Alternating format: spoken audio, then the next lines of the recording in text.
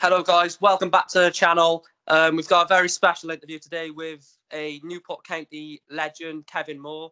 How you doing, mate? Obviously with the virus and everything like that. Here in Florida in 90 degrees heat and golf courses open, everywhere open. Actually, I think I've fallen very lucky. Yeah, I actually watched the interview you done with Chris on the Amber Army channel, which was an inspiration to why I wanted to do this one today. And Yeah. Just talk to me. I know you talked about it in a lot of detail with Chris, but just talk to me about how important Newport is to you and how important it's been to you in terms of your footballing career. Yeah, well, obviously, I think everybody knows through Facebook and different social media that it's not just me. I think if you look at Keith Oakes, Neil Bailey, John Relish, lots of players from my era thought that had a great time at Newport, and they've got great memories from Newport. We were successful when we were there, which we were lucky. But we had a good manager, good coach, good players, the whole good fans, everything. It was a tight community, and it was one of the few clubs I'd ever been at where I don't remember hearing people booing or having a go at us or home fans. Yeah. When I played at Blackpool's a very cosmopolitan town. It's people from everywhere come to retire there, and so you don't have a hardcore of Blackpool people. Yeah. From like Newport, I mean, most supporters there are born and bred and will live there all their lives. So the club means a lot to them. Yeah. And they respected the players respected and liked them. And yeah, I loved it. My neighbours were all county supporters. It was great place. Yeah, obviously one of the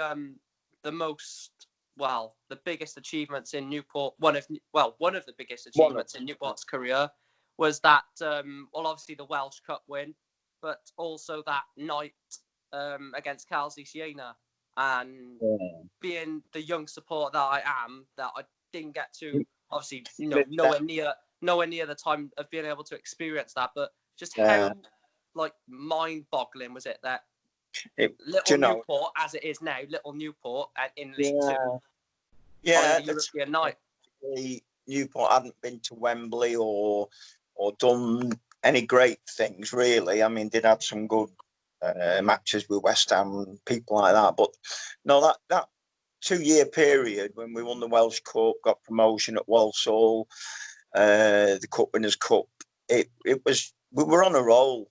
And as I said to Chris, we just thought we could go all the way. We weren't in awe of Carl Zeiss by any means.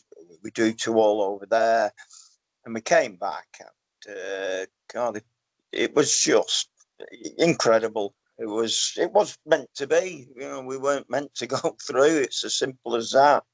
I've never played in such a one-sided game, and we just railroaded them.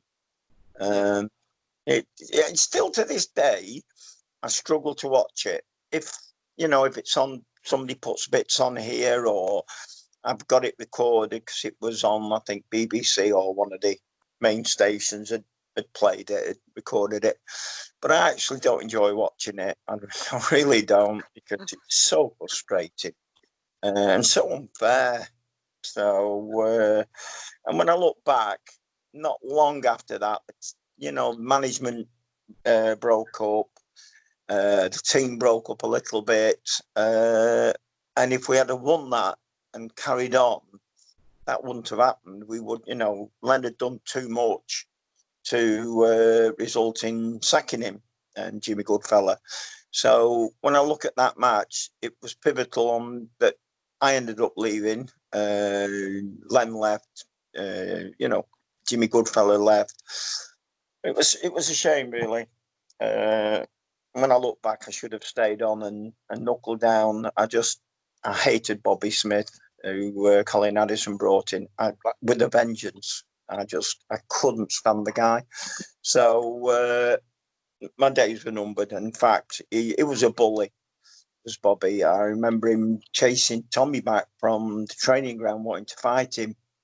We all stopped it in the dressing room. And we should have let it go. We should have let Tommy give him a good hiding. Somebody should have given him a good hiding. I'm sure Tommy would have. Yeah, he would. Yeah, I should have done. He'd done well at Swindon and just had a chip on his shoulder and he's just so cocky. You know. Anyway, I'm not gonna. I didn't like him. He didn't like me because I stood up to him, and I couldn't wait to get away. To be honest, he spoilt the whole. I think if some of the players that stayed on after I left, if you asked them off the record, I'm sure they'd said the same about Bobby. Colin was a nice guy, there was nothing wrong with Colin. He was a good manager. Just had him in charge, Bobby Smith, and I just hated him. We actually just highlighted about Tommy then. So how important was it? Because I'm off the wing, wasn't it? And you played as well. And how important was it to feed the ball to someone of Tommy's ability when? Did it make your job a lot easier where it did. He's going to be on the end of it? Yeah, I've mentioned before that other players brought me into the game like Nigel Vaughan, Neil Bailey, John Relish. But I totally agree. If you've got somebody like three players like Dave Guider, Tommy, John Aldridge playing up front, I mean, they can make a bad ball into a good ball. They really can. Ollie was quick. Wide was quick, and Tommy had a great touch. So you could hit a ball into the feet and the quick turn and it's in back of the net. I mean, I think with the three, you look at those three forwards, you look at Keith Oakes at the back, Nigel Vaughan in midfield. We had down that middle centre there, we had some really good players. I mean, Tommy used to play midfield. I think he played midfield in the Welsh Cup final against Shrewsbury.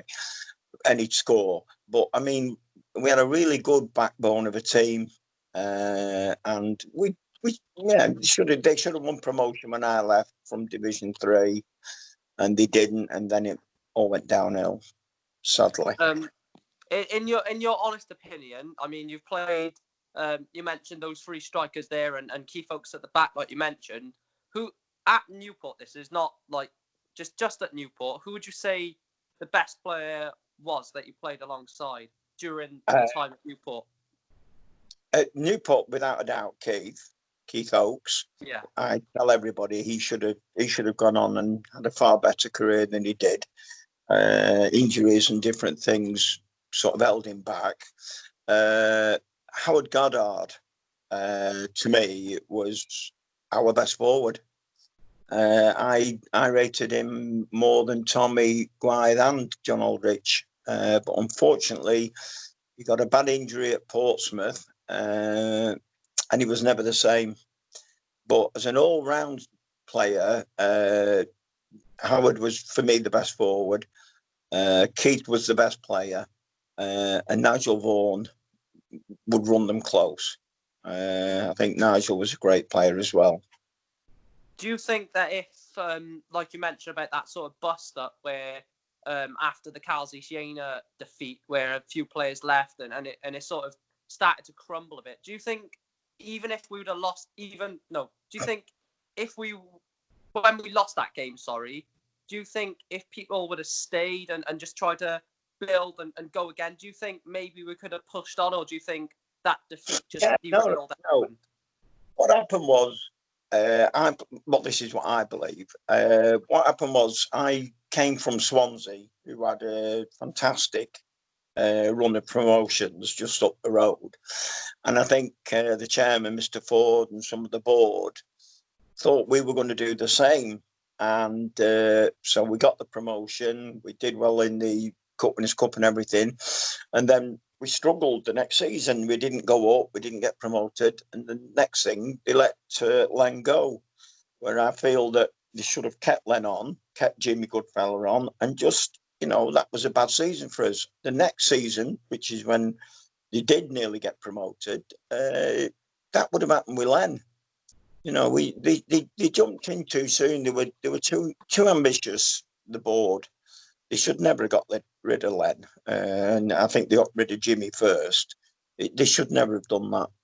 You know, it was a good management team. Di Williams, they were great. It was great, and unfortunately, the directors thought they knew better, and Colin and Bobby would be, you know, it was wrong. Bad decision, I think. So, just something that I wanted to touch on a little bit, going away from your Newport spell and tenure. You said you joined us from Swansea.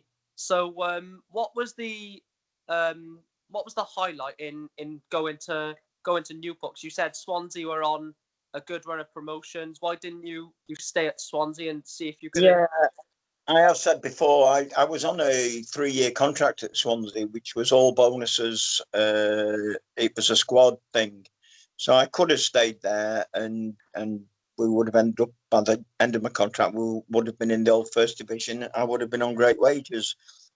But Tosh brought a guy called Phil Borsma, who was a really nice lad, and he just didn't click. He played in my position. The fans seemed to like me. They got on his back, started booing him, singing my name, and Tosh wanted me away at all costs. Just, I had to go. And as I've said, I went to Newport with really no thought of signing, just out of respect for Len. I went and met him and showed me around the ground and sat me in a hotel. And I just thought, yeah, you know, if I've got a future, it's here. If I stay at Swansea, yes, I'll get good money and we'll get promotions. But unless Toshak decides that Phil Warsman's going and he's bringing me back, I was 23, 24. Couldn't afford to spend 3 years just sat not playing football in the reserves or whatever, because you become a forgotten man. So my career would have been even worse. So I did move, and I'm glad I did. Because a lot of people look at some players now and they look at them when they're sat on in the current day, they're sat on the bench and they're moaning, saying, oh yeah, they're only sat on the bench and they're still in 120, 130 grand a week. But if you look at it from your situation, you wanted to get out because you wanted to get played. You didn't want the money. You wanted to play the sport that you love. It's like, I'm a keen golfer, and most of the golfers I know, they play to win, not to win 100,000 or 1 million or whatever. They play to win. It's in your blood. So who would want to sit for 3 years, earn good money, and not play football? I mean, nobody does. I mean, there might be the odd person professionally that's done it in the Premier League. I'm not sure, but you want to be out there kicking a ball, running about. You don't want your Saturdays sat at home watching TV or not involved in the game. No, I mean, you work all week for Saturday. You train all week, and then that's what football's all about. Yeah. So obviously you came from Swansea, stayed at Newport for a bit. So just talk to me a little bit after when you left Newport. Just where was the initial proceedings from there? Yeah, as I say, I went to Burnley, and the manager, we had a first team reserve team game, and I played one of my best games ever. And the manager said, right, he said, I'm going to sign you on the rest of the season, and for next year I'll give you a 1.5 year contract or whatever it was. That was on the Wednesday, and on the Friday morning he'd been sacked, and that wasn't going to happen. So I didn't even go back the following Monday for training. I just didn't bother. And then a friend of mine, amateur football, I was only 29, said, will you come and play for us while you're waiting for a club? And I then went playing locally and setting records, and the team I played for won everything. And then I got involved in the family business, and I was 28, 29 and thought, well, I don't want to move away. I've got a big family. I'm happy at home. So that was me. I finished. Did you ever consideration? Oh, go on, carry on. Yeah, on hindsight, looking back, it was a mistake. I should have stayed on, which I would have done if it weren't for Bobby Smith. I should have stayed on at Newport. I went to Swindon. They wanted to sign me. I went for a month, and I didn't want to go. It was either Newport or it had to be back home, a club local back home. And I think it was John Trollope. I went there for a month, and he was after signing me, and I didn't want to go. I wanted to go, as I say, either stay at Newport or go home.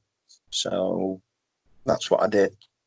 Did you ever consider coaching or management? Did you sort of think that style of the game?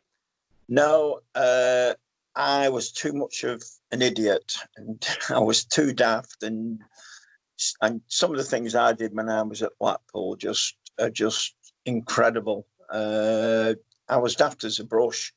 I might not have seen it on the pitch, but trust me, my life was all about having a laugh and a joke. I would never have been taken serious as a coach because I was crackers. So everyone would be joking in with you rather than trying to listen to your orders. Yeah, I'm sure all the players would tell you. I'd never made a coach. Everything to me was meant to be funny. I mean, carry on. I just couldn't help myself. It was just all about having a laugh and enjoying life. And few years at Newport, that was the best part of my life. Loved it. If you could say a few things to the current, like if you could say a few words to the current squad, if you had the opportunity about playing for Newport, what would it be? Because I instantly think just stick with Newport because I can see them going places personally. Well, it's all changed. Obviously, the ground's changed, and we don't play at Somerton Park anymore. It's not the same. So for me, the big draw at Newport was people, right? The ground in the middle of the town, and the people. Now, looking and following Newport, the fans are still the same with with new ones like yourself, obviously, and so as far as support and things like that, it's a great place, and it's a great club to play for. It's Welsh. Yeah. There's only a few Welsh clubs, and that was, to me, I love the Welsh people. Really, I'm not just saying I did. Everybody made us. Where I lived at Penhow, everywhere I went around Newport, the people were lovely, and I think that is the big draw for me was the people. That's why I'm still in touch with people on Facebook. People are saying so many nice things about me as a player. In times makes a big difference. They forget your bad games and when you never did much, and they only remember the good times. And I've had some nice things said about me, but that's typical of people from Newport. They're nice people. No, talking onto the theme of nice then. My last question for you is, I think there's going to be one of two, but what is your overall best moment and overall worst moment as a footballer in general? Best moment would be Walsall. Promotion. Yeah. I've told the story before. We were on the coach coming back and we're all drinking and everything. And a coach pulled alongside us on the M5. And there was all these women. And they were all like in fancy dress. And they were all drunk like we were. And then the next thing, one of them pulled the knickers down and put the bum to the window. So we were all at the window screaming, going mad, more, do this, do that. And it was such a great day. And then about 3 days later, we got a letter, and it was a rugby club, men's rugby club. And it was their last game of the season. They'd all worn fancy dress. And it was this scrum halves bum we were all looking at and waving and screaming. So it was a great day. Oh God!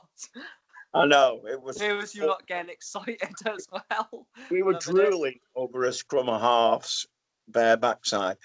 Anyway, worst day, I would say maybe when I got caught sawing the goals down at Bloomfield Road, night before the Sunderland game. I got dropped, got drunk with a friend, and we climbed over, and it was on Match of the Day the next day, and we sawed the goalpost down and got caught. It wasn't one of my worst days in football. That was. Like that. So Yeah. there was Kevin Moore sawing the goalpost down then before Yeah, a Match of the Day special.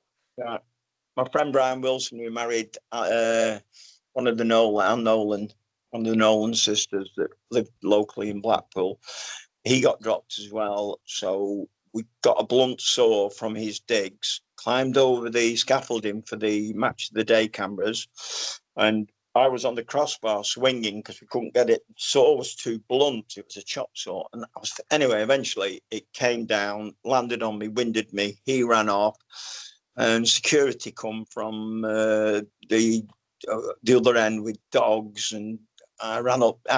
We got caught. So it wasn't good. So we got in a fair bit of trouble. Well, it's been an absolute honour to do this interview with you, Kevin. So, is there any last words you'd like to say to any of the Newport fans watching?